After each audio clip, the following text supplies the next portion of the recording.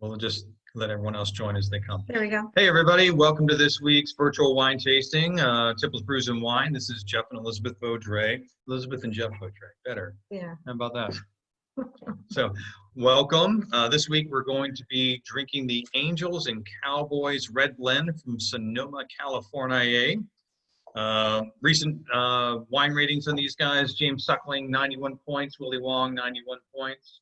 And we talked about the point rating system last week. So they're really excellent wines, especially at the price point. We're talking about a $20 wine. It's fantastic. So if you haven't already opened up your wines, let's go ahead and get the main course into our glasses.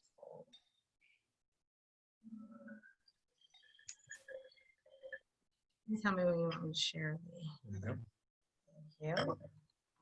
I'll be share in just a moment. Okay, there. Would go ahead and share the Share the slide? Yep. Okay. So, like we talked about, this guy's from Sonoma. It's a Zinfandel dominant red blend, and this guy will pair beautifully. Steaks, hamburgers, grilled portobello mushrooms, barbecue ribs, short ribs, big robust meats, and it's just a great big kind of a welcome home hug after we've been running around the world with our wine tasting. Welcome back to American classic. Well, let me say not classic, but what's evolved to be the quintessential American California red blend. This is I said it was Zin dominant. It's actually a combination of Zin, Syrah, Malbec, Petit Syrah, Carignan, and Merlot. So all French varietals.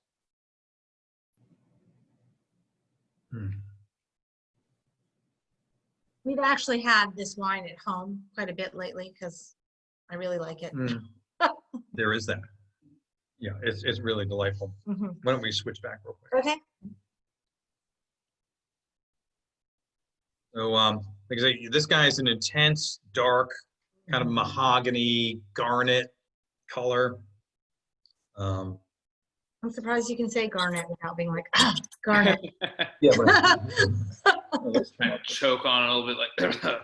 yeah, Exactly. like garnet. That's why there's no gold accent on my glassware. Right.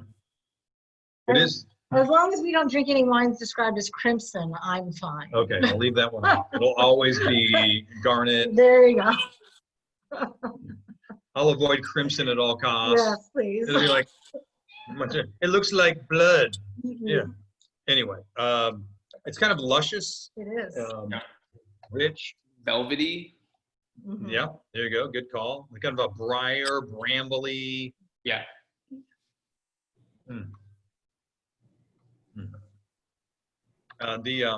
The barrel to me adds more spiciness than big vanilla, which I like. So they've been a little restrained in it.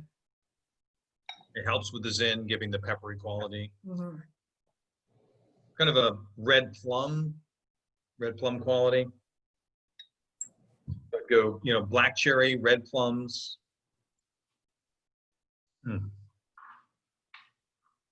Just makes me want to keep on drinking it.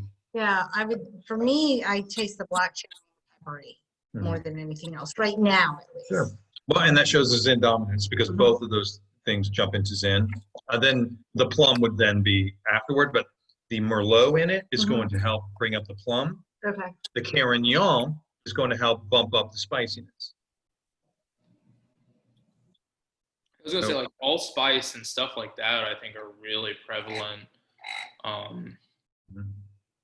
Like, I don't know, there's that sort of like not quite cinnamon, but yeah, like maybe even like the kind of like anise or like allspice or something else like that. Really kind of, it's almost like having a mulled wine or something else like that, where you kind of get that like warmth and that spice, and like a little bit of fruitiness to kind of round it out.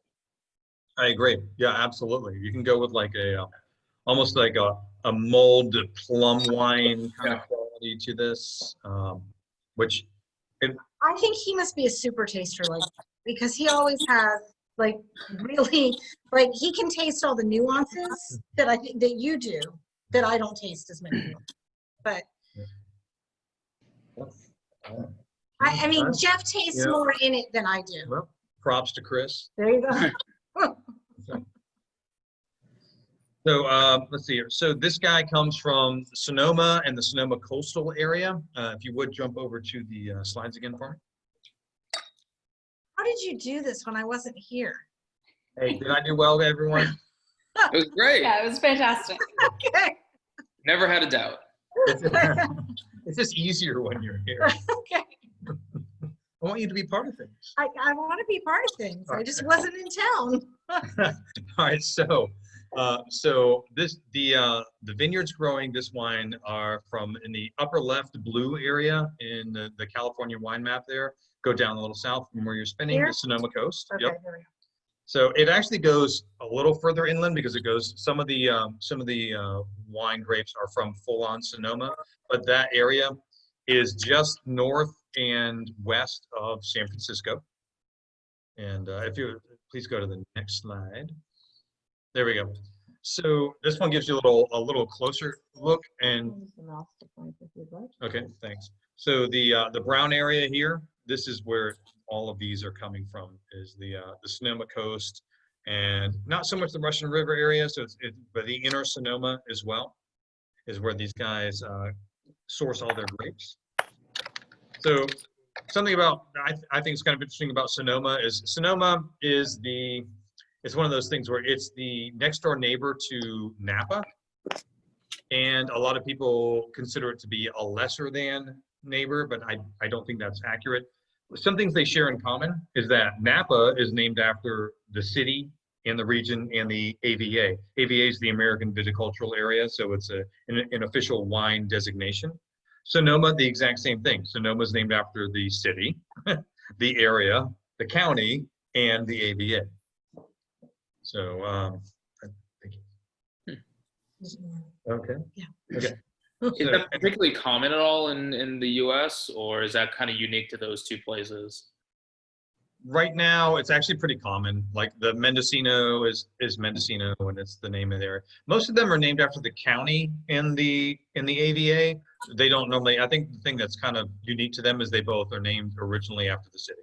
I think it goes that one level deeper. Okay. Yep. The other thing about Sonoma is it's almost double the size of Napa Valley. Oh. And they actually grow a much wider variety of grapes in there because they grow everything that Napa grows, plus some additional varietals that Napa cannot grow as well. Napa does grow Chardonnay, but to be honest, the better Chardonnay is in Sonoma because it's cooler.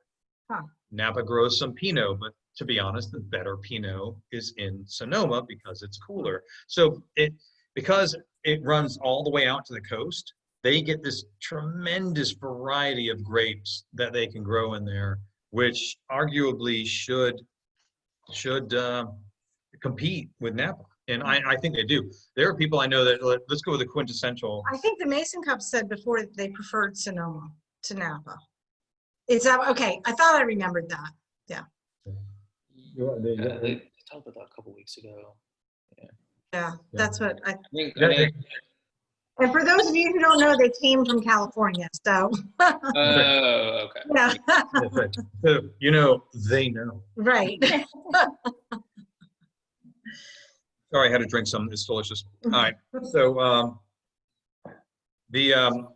where was I going? Oh yeah, well, like one of the things is people argue about which one is better. With the Silver Oak is a great classic wine producer, Californian, super high end, and they make a Napa Cabernet and they make an Alexander Valley Sonoma Cabernet. And people that really drink wine, I hear probably 60-40. There's Alexander Valley right there. There you go. Thank you. 60-40 prefer the Alexander to the Napa, and it is $50 a bottle less expensive. Wow. I mean, to me, it's crazy, but I agree with them, by the way, a lot of the time. So, the other thing that they grow a lot of in Sonoma is because it's so cool when you get closer to the coast, they also grow, because of the Chardonnay and the Pinot Noir, there's more sparkling made in Sonoma than in Napa. So let's go to the next one. So here's a look at Sonoma, just kind of representative. So part of the reason Sonoma is cooler is the same reason when we talked about with the Willamette Valley. So I keep pointing. So here we have the mountain ridge. On the other side of this is the Pacific Ocean, and they get the fog that rolls over and cools down the Sonoma, and the breezes come over as well, keeping it a cooler growth area. So it is further south, but it is affected very much similarly to the Willamette Valley, like we discussed before, that Pacific creating that wonderful zone.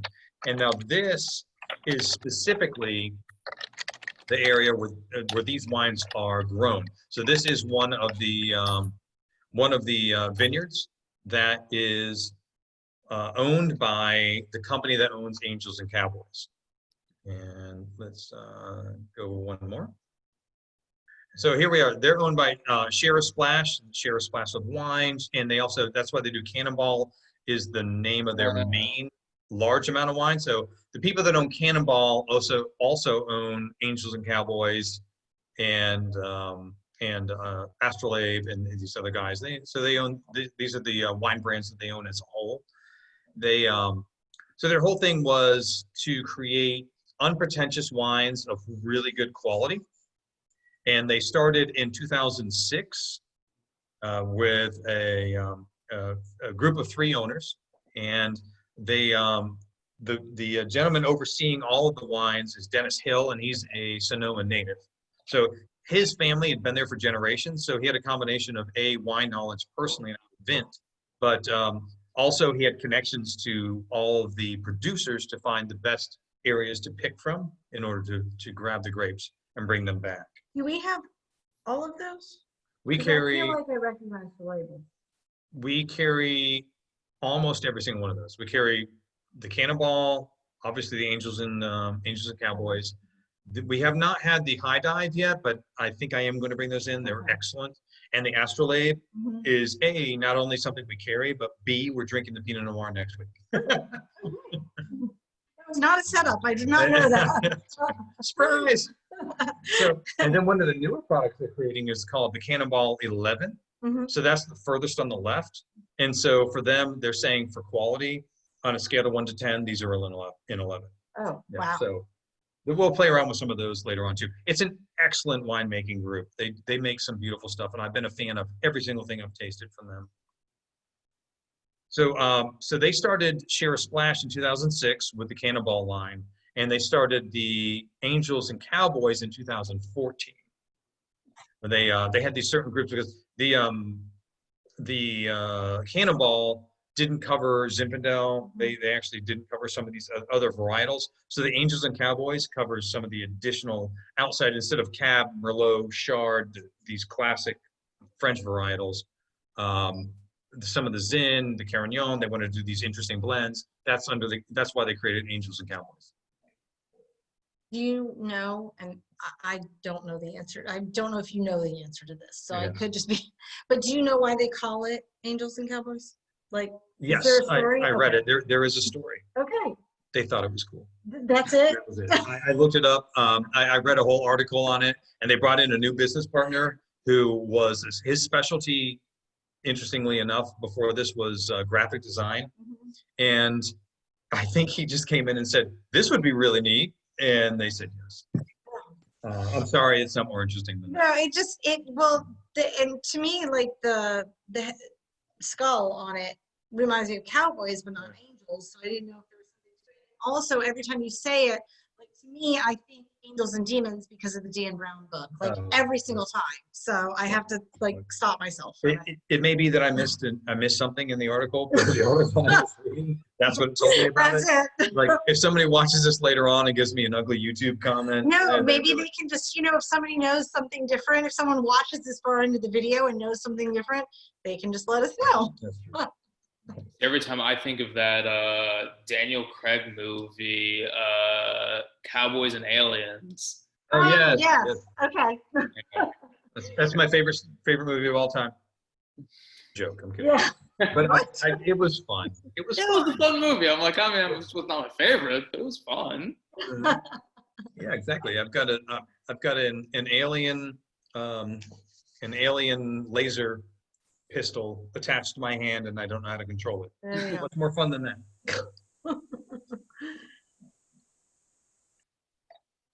So you can see, I really like this one. It's on Yeah, my they- glasses. I know, like when you're ahead of me, you know that Yes, it's one that yes. you like. Well, Reds. mhm. So this is outstanding with things like leaner cuts of steak, like filet mignon, that kind of a thing.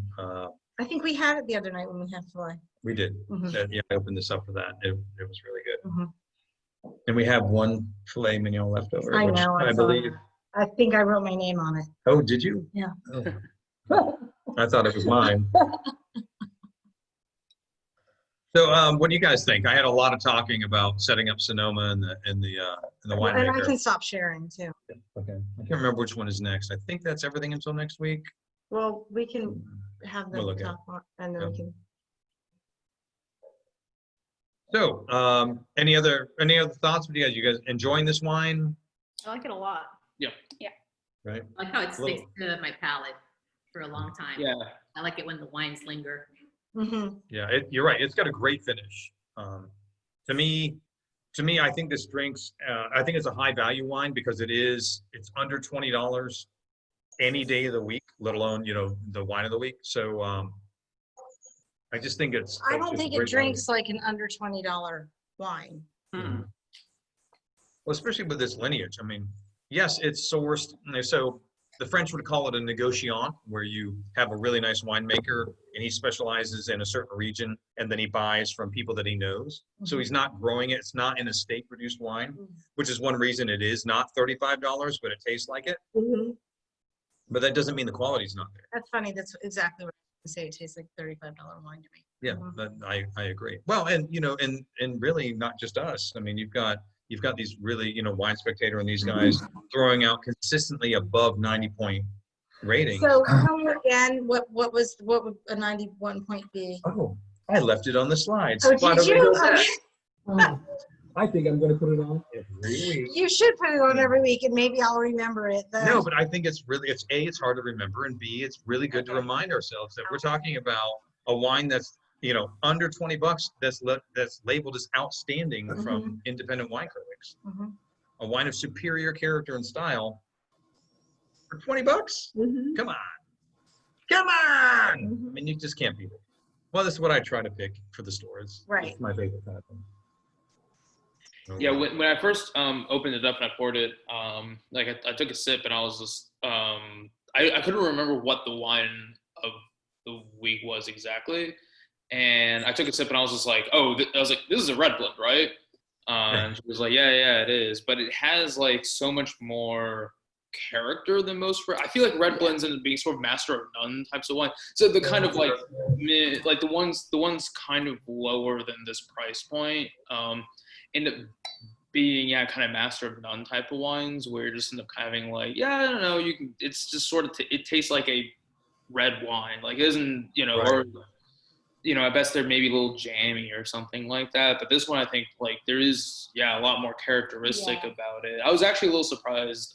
Zin makes a tremendous amount of sense, but I kind of kept waiting like, oh, is there like a little bit of cab in here? Like that's sort of like where my mind initially went. Especially because it is like a very like, oh yeah, I should drink this with a steak or something like that. Sure. And I think the combination of Cab and Syrah being the next two below Zin really helped give it some oomph that give it the ability to stand up to steak, that kind of thing. And also give it that ability to not just be, oh, that's a red wine. Yeah. 'Cause if you go Cab and you immediately soften it up with a bunch of Merlot and Malbec, and you don't do anything else to kind of tighten it up again, yes, it's going to be fruity, and a lot of Americans are going to be happy with it. But I think if more people would drink something with a little more character, I think they'd really love it. Well, I think once they start drinking wines and getting an appreciation for it, then they want more character to it. I think if you hit them too much with it at the very beginning when they're a new wine drinker. Oh, well, that's a good point. Yeah, you're right. You can go too much character too fast. Then Which they just say, I don't like wine. Right. And Which this, I don't think would do that. I think this one hits a beautiful sweet spot, but I don't think this one would do it. A good example would be, I can't remember how many of you were with us for our very first tasting, which was the Southern Belle Red Blend from Spain. It was the Syrah Dominant Red Blend aged in Pappy Van Winkle bourbon barrels. Oh wow. Yeah, it's a cool wine. It's a good It's thing. really great. And it's not overdone. It doesn't, they don't let the bourbon take over the wine. It is by far the most balanced, wonderful bourbon barrel aged wine series that I've ever had. We brought in its sister wine this week is the Poor Thing, which is instead of Syrah dominant, it is Grenache dominant. Hmm. But I will say, the Poor Thing is delicious, but it is very old world. So we're talking about, you know, like where a lot of people, when you get there, you're getting this bright cherry and snap stem kind of quality. So you get this green herb kind of thing going on, and it takes a little while to open up. And it's got this smoky, porky quality, which it's a delicious wine, but it is an old world wine. A, I think it is better with food, and B, it's not for somebody that likes just complete fruity bombs that are kind of soft and fruit bombs from the United States. It's a more challenging wine. It is more challenging. I think it's delicious, but it is a little more challenging. This guy I find to have character without being challenging, I think to bring my argument full circle. I wouldn't say this one is challenging, but I do find it having a lot of character. Yeah. But I'm not a new wine drinker anymore, so I don't know if 23-year-old me would like it. Probably not. Oh. You know? Yeah. I can see it being kind of a crowd pleaser though, a little Yeah. bit. Like I don't know if I would say like, oh yeah, let's just open this up, you know, like to begin the night, because it is still a very bold wine. But I do think this is kind of a crowd pleasing wine. Like it's still very delicious. There's a lot going on that I think could like appeal to a lot of people. Yeah, that was my intention, was to bring us to just kind of a crowd pleaser, Right. but not without character. Right. You know, No. because I mean, if we're all going to come talk about it, I don't want it to be like, hey, that was easy. What do you think? Okay. You know, I'd like to have something to discuss. I absolutely agree with that. I think however, I think if somebody is just into drinking, like, let's say, like sweet whites. Oh yeah, well sure. Maybe. If there are other, But I think anybody who likes red is going to love this wine. I agree. Yeah. You give somebody, if they're used to drinking Apothic, they will still say, wow, this is fantastic. Yeah. Yeah. And then you slap the bottle of Apothic on the floor.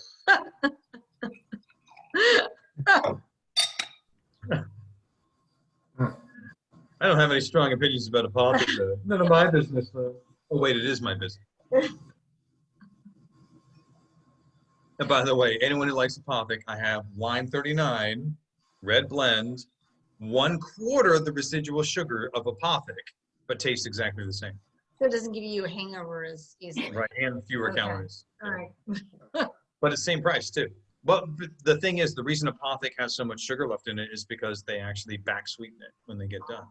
Which makes a lot of sense. Yeah, that's what they do. They basically throw purple sugar back. Yeah, some Apothics are right. Like I don't know, depending on, I don't know. I feel like some of the blends are some of them I'm like, this is way too sweet.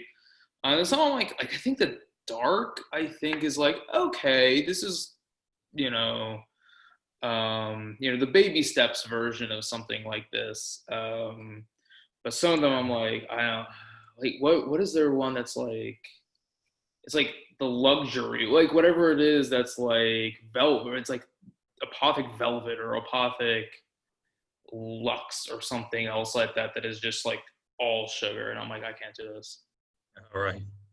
Yeah, well, that's, for those type of wines, I think, and I understand the style and the heavy extraction and all that. I think Michael David wines are worth investing in for that level. It's like, okay, if you like a huge heavy extraction, the Michael David freak shows, those things. Yeah, to me, I'm good with going that way. I like those wines. I actually used to carry those wines until Target picked them up in Walmart, and I thought, okay. So yeah, but and it's not that the wine was bad. It's just they were making so much of it, and I'm not going to try and compete with Target and Walmart. That's just not going to be a thing. So, but honestly, the wine, not bad. I like Michael David's higher end stuff. He makes an earthquake line and an ink blot line. Talk about staining your teeth. Yeah, we like Inkblot and Earthquake. Earthquake's good. Well, I agree.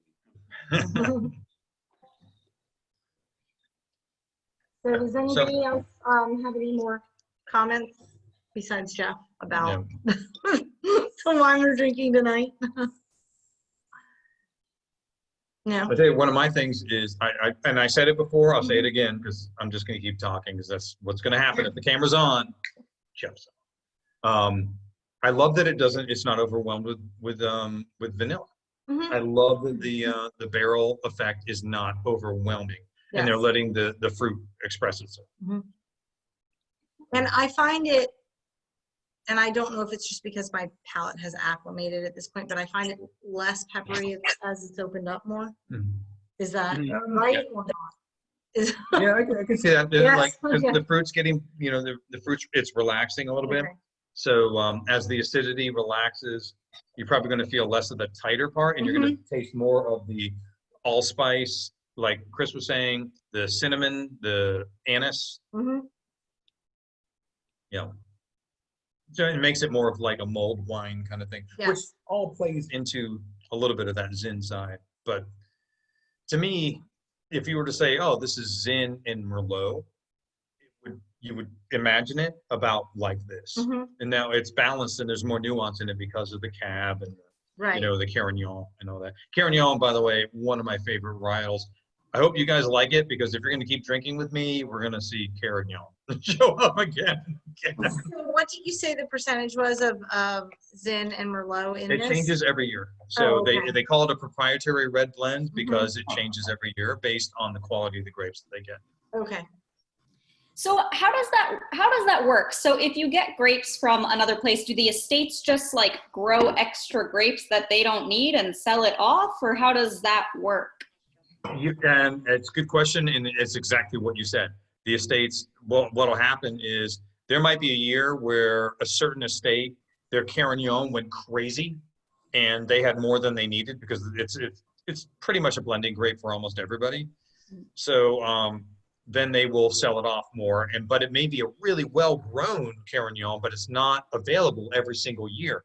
So this red blend may have no Carignan next year if it wasn't a good year for Carignan. Okay. Now, there's enough Cab and Merlot and Zin grown that they're going to find what they need in that.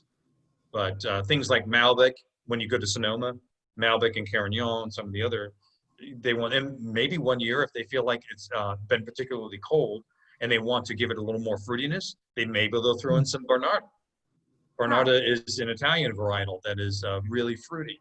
So that's why they leave themselves that out. They're basically tasting the barrels and tasting the fruit on the way in and trying to average it out to a consistent flavor. Okay. So when they say proprietary blend, it really means I'm trying to hit this flavor, but I'm going to do whatever I need to do to hit this flavor, and I'm not going to be held accountable to you for what I might. Exactly. Right. They're not going to be held to a certain specific percentage of percentage grapes. of grapes. Okay. Yeah, they're not going to do that. They're just they're creating the best red blend that they can create every single year. Okay. Let's go to the slides, please. All right, here's our thing. Okay, so next week, within the same ownership group, the Astrolabe wines. Here's another guy consistently over 90 points. So outstanding wines. They have a beautiful Sauv Blanc. I'm going to stick with the reds one more week and go with the Pinot Noir. I feel like almost everyone that I've talked to, which probably shows who I get to talk to, which is my privilege, can visualize a New Zealand Sauv Blanc and the grapefruit and lemongrass characteristics. But I don't know that as many people drink their Pinot Noir, and they are a cool growth area. So they are Sauv Blanc and Pinot Noir and Chardonnay specialists. So we are going to go to their Pinot Noir next week. So wait, they were in Sonoma this week, but they're in New Zealand next week? Yes, they Okay. own the property. Okay. Yeah. Is that like common for companies to own in It actually different- is pretty common. Really? In Yeah. different countries? Yeah. What'll happen is you'll have a guy, so you've got the main winemaker. So Dennis Hill is running around. He knows how to make wine, and he knows what grapes he enjoys working with. Mhm. And so he takes a vacation and finds some locations. And in this case, I'll tell you the story next week. Takes a but- vacation you can write off. Right. Yeah. And nothing like I'm gonna take a little vacation by a vineyard. Yeah. It's what you do. Come on. Okay.